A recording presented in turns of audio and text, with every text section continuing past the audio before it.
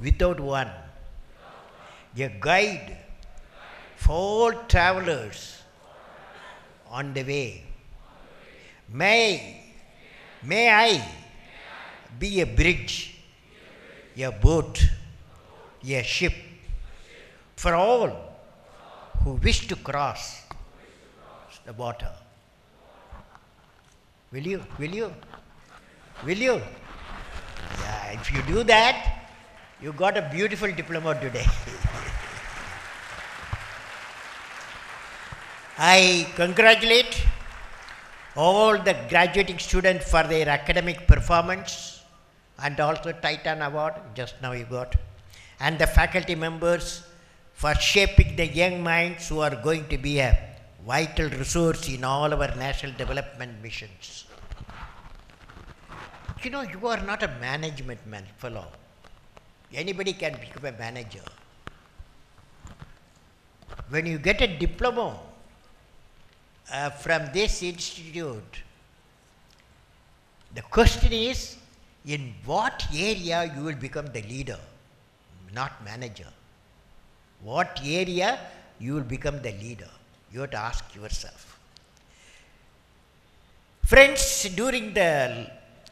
first of all, I would like to greet Dr. Ramdas Pai, Chairman Governing Council TAPMI, Dr. R.C. Nadarajan, Director TAPMI, all Governing Council members, faculty members, and distinguished guests, for all of you and the graduating students, particularly parents. You know, when you are receiving the degrees, diplomas, awards, your parents' relatives decide, and they were taking photographs about you. What a happiness they have.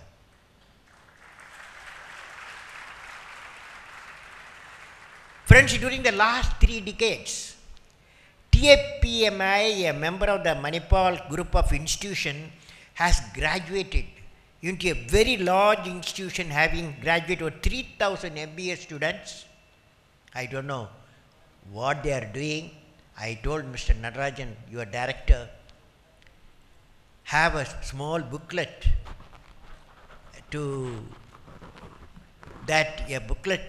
on 3,000 members, what they are doing. I was reading about the activities of the campus, and I was particularly happy to read about the student initiative, all your initiative, called Joy Fest, an initiative of the Social Endeavor group of TAPMI to involve management students to teach talent to underprivileged children around the campus. Such a process of human sensitivity is indeed need of the next generation of business leaders. I congratulate the pioneers, both present and past. The university is a vital part of the development pattern of the nation. I am going to touch for next few minutes a sustainable development system for the nation. A sustainable development system for the nation. Friends, throughout my professional life, more than 50 years, ISRO, DRDO, and other establishments, I have done many things. I means my team have done. I have perceived the impact of confluence of minds. While managing the rocket program, or integrated guidance missile development program, or working on India Vision 2020, or Pura providing urban amenities rural area, I realized how inquiring and committed minds with a mission focus produce dramatic results. Of all resources, ignited mind of the youth is the most powerful resource on the earth, above the earth, and under the earth. While I am most happy is that many young people of such programs are today occupying leading position in many complex national ventures. Vision, mission, and complex problem need and create creative leaders. After all, when you got the diploma today, 308 people, remember you have promised to this nation you will become a creative leader in politics, creative leader in industry, creative leader in agriculture, a creative leader in service sector. Also, there are problems. So, in reports of scenery of global economic turbulence in both USA and Europe, I reflect on the question, is the new global system emerging? Many recent events came before my mind. All of you are aware how scientists from India and USA had been receiving valuable data from their payloads being flown in Indian Chandrayaan, a payload which has been successfully placed in the Earth orbit and then lunar orbit through complex orbit maneuvers. In a unique partnership, this is your area, in a unique partnership between India and Russia, a supersonic BrahMos missile has been realized and is available for both countries and global market. The investment, two countries invested $300 million. Today they are doing business of $7 billion business. We have seen how the world specialists were with the Indian agriculture scientists, administrators or farmers when they brought about the first green revolution. We are seeing how the world leaders are valuing India's opinion as a champion of South Asia, of both regional and international issues. Now friends, I want to share with you an experience. When I was traveling in an aircraft in the United States, towards the United States, I was told that much of its controls in the aircraft were software driven and most probably developed in India. When I presented my credit card, I was told that this being processed in the back-end server located at Mauritius. When I walked into software development house in Bangalore, I was fascinated to find that it truly presented a multicultural environment. A software developer from China, working under a project leader from Korea, working with a software engineer from India, and a hardware architect from US, and the communication expert Germany, all were working to solve a banking problem in Australia. Now what message do we get from this event and many such occurrences in the past decade? Do they not indicate a new world order emerging? Technology has made the world to come together. For the past few months, I had several opportunities to meet with the world specialists, economists and leaders in India, Israel, UK, USA and other countries. The outcome of the discussions led to interesting possibilities for taking education forward in a borderless world. During my visit to UK, I addressed the World Youth Congress, where I interacted with the youth from many countries, irrespective of nativity. There was resonance in thinking. How are we going to live in a peaceful, prosperous world? The youth of the world were throughout ringing, asking how we can live, the youth of the world, in a peaceful and prosperous world. We in India, how are you going to live in a peaceful, prosperous? We in India are working for a developed India by 2020.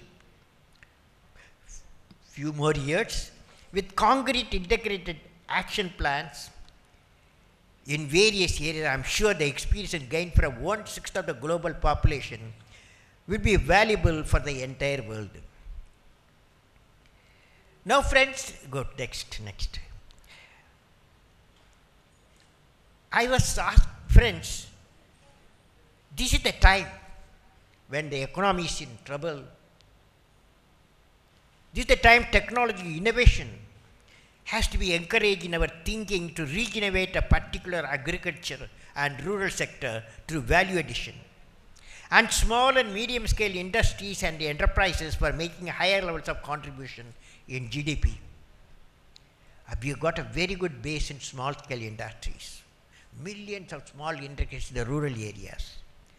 I foresee possibilities of creating a new markets through rural potential and employment, giving rise to interesting possibilities of public-private community partnership and international partnership.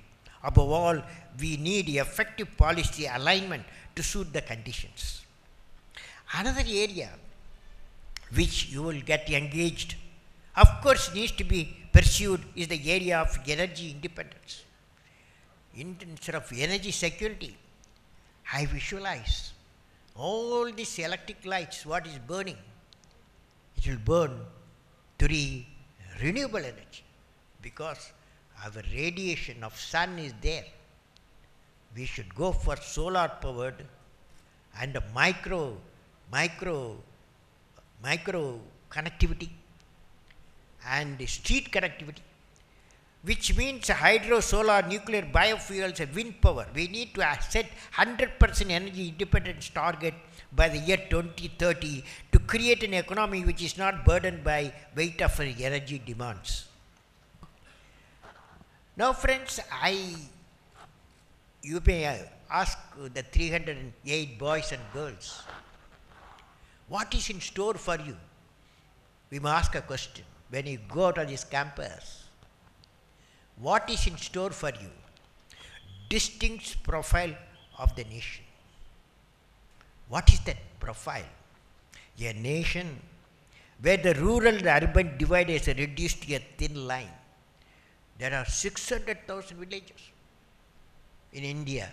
700 million people live, 70% of the people. Giving the connectivity is one of your biggest mission. A nation where there is equitable distribution and adequate access to energy and quality water.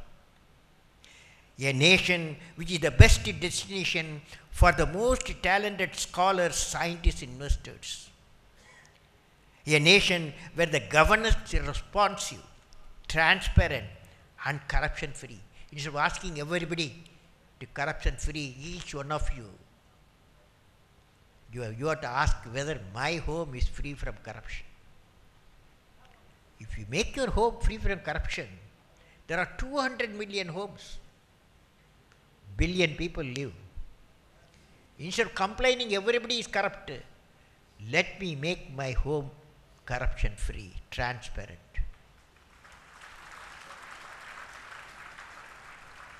A nation where poverty has been totally eradicated, illiteracy removed, and crimes against women and children are absent. None in the society feels alienated. Such a nation we need. A nation that is prosperous, healthy, secure, devoid of terrorism. A nation that's one of the best places to live in and is proud of its leadership. We should be proud of our leadership. I hope we elect such leaders in future. Now, friends, to achieve the distinct profile of India, we have the mission of transforming India into a developed nation. We have identified 5 areas. Agriculture, we are doing very well, our farmers doing very well, 260 billion tons of food they have created. But food processing, very important. Education and healthcare. Information communication technology to connect 600,000 villages. Reliable and quality electric power and self-reliance in critical technology. These 5 areas are closely interrelated, progressing in a coordinated way will lead to food, economic and national security, achieving energy independence. Friends, now I have today more than 800 million people in India, and the world about 300 million people are living in villages. Hence, any mission towards global prosperity And happiness has to be inclusive of rural regions. When you graduate out of this campus today as leaders, you have to ensure, not as managers, as leaders, you have to ensure that the application of enterprise and management system which reaches the most underprivileged population. Some of you may choose to pursue careers along this line. With your innovation, bring about the unforeseen enhancement to the current state. Hence, let us discuss how sustainable development of 600,000 villages, many of you, I hope, you have come from those villages, can be achieved through Pura. Pura means providing urban amenities in rural area. India needs 7,000 Pura. In the past, government, private, public sectors have been taking up rural development in parts. During the last few decades, it is our experience these initiatives start well, just like heavy rain, resulting into multiple sheets of water flow, then water vanishes. Pura envisages an integrated sustainable development plan with employment generation as the focus, driven by provision of the employment, provision with habitat, healthcare, education, skill development, particularly skill development, and physical and electronic connectivity and marketing as a public-private partnership. Particularly when I am in this great institution, T.A. Pai Management Institute, this should become famous place just like your founder. Founder visualized skill development is very important. Millions and millions of trained, skilled persons should come out of this campus. So that means a diploma and a certificate, school certificate, diploma in the skill and school certificate, every school will train the people for skill. Every college for expertise will train them. They will get a degree and a diploma in skill and expertise. So friends, I would like to discuss what constitutes sustainable development. Sustainable development means integrated thoughts, action, which not only lead to financially robust system, but also keenly focus on social development, environmental conservation, technological infusion, and employment creation. So friends, I would like to say that when we discuss today about the opportunities and challenges sustainable development like Pura, we should keep all these aspects in mind. The mission of Pura, apart from concentrating on reinforcing agriculture, will emphasize on agro-processing, development of rural craftsmanship, dairy, fish and fish processing, silk production, so that non-farm revenue for the rural sector is enhanced based on the core competence of the region. And next, I would like to say, friends,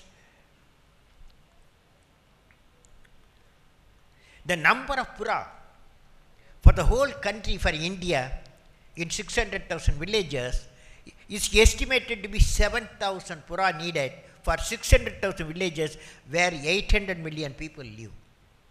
There are number of operational Pura in our country today, initiated by many educational healthcare institutions.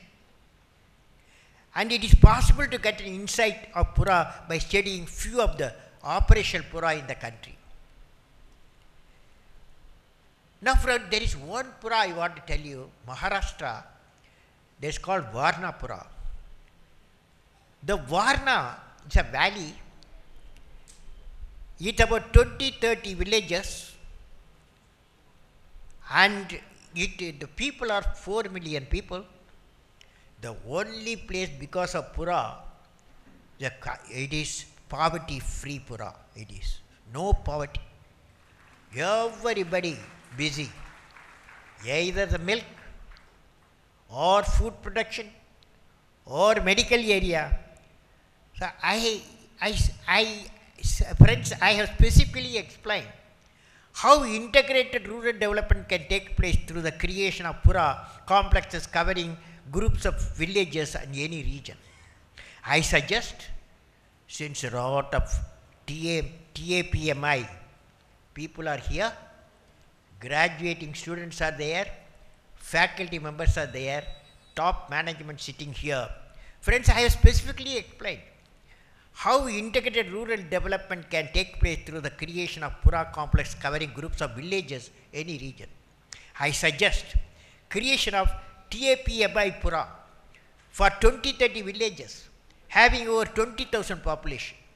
This type of societal mission will make a greater impact to the society, and large number of rural citizens will be empowered through education, healthcare, and employment generation and scheme. This is what the founder planned and visualized.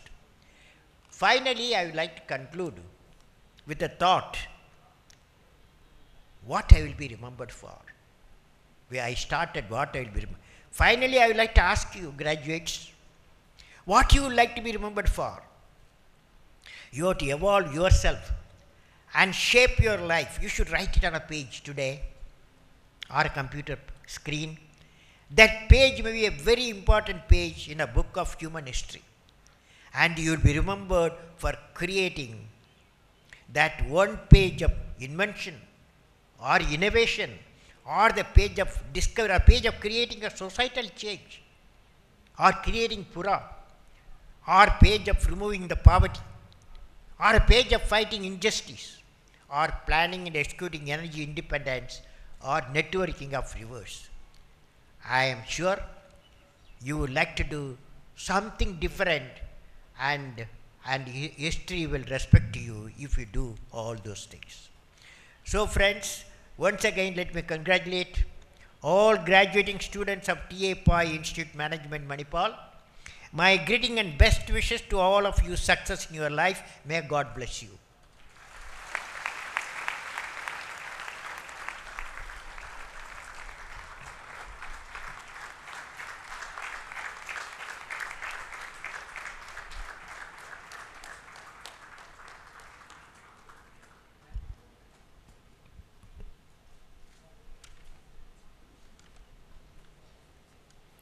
Thank you, sir.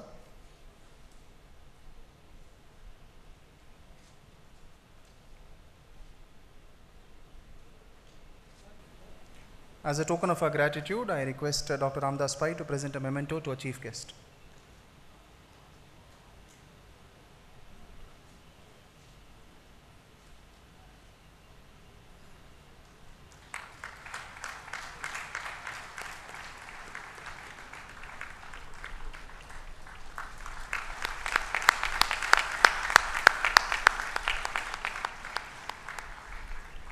Thank you, sir. It's my honor to propose the vote of thanks. The chief guest of the day, Dr. Abdul Kalam, delivered the 20th convocation address that has left an imprint in our mind. Thank you, sir, for being a part of our convocation and motivating all of us to achieve more. It's a dream come true for all of us. Thank you so much. The path of progress of any organization is driven by leaders who envision a great future and work tirelessly towards it. I would like to thank our chairman, Dr. Ramdas Pai, who has always been a source of inspiration and support. Thank you, sir. Our deep sense of appreciation and gratitude to the parents and families of the 308 graduates of TAPMI who had unflinching faith in the institute and for allowing us to mold your children into responsible and ethical citizens of India and the world. Thank you, parents. Our gratitude to the TAPMI trust members and governing council for their able guidance and support. Thank you, sir. Our sincere thanks to our director, Dr. R.C. Natarajan, for having faith in our abilities and for inspiring all of us to do better. Thank you, sir. The pillar of support in TAPMI has always been the faculty, a diverse set of individuals from all walks of life and from all parts of India. You have driven this institute with values and integrity. Thank you all for lighting our paths without any fear of being consumed. Thank you all. Our heartfelt thanks to all the staff members of TAPMI for their unparalleled commitment and support. TAPMI has been put on the national and international map by our friends from the media. Thank you very much for all the support. A word of appreciation and thanks to all the heads of institutions of sister institutes of Manipal University for gracing this event. A very, very special word of thanks to Manipal University for providing us one of the most beautiful venues in Manipal to host our 28th convocation. A word of thanks to all the administrative staff of Manipal University for your support.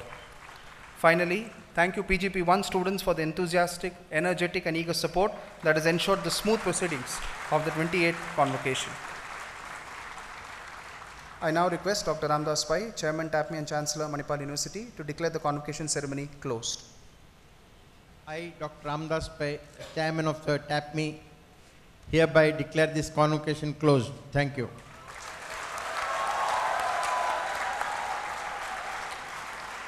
Ladies and gentlemen, I request all of you to kindly rise for the national anthem.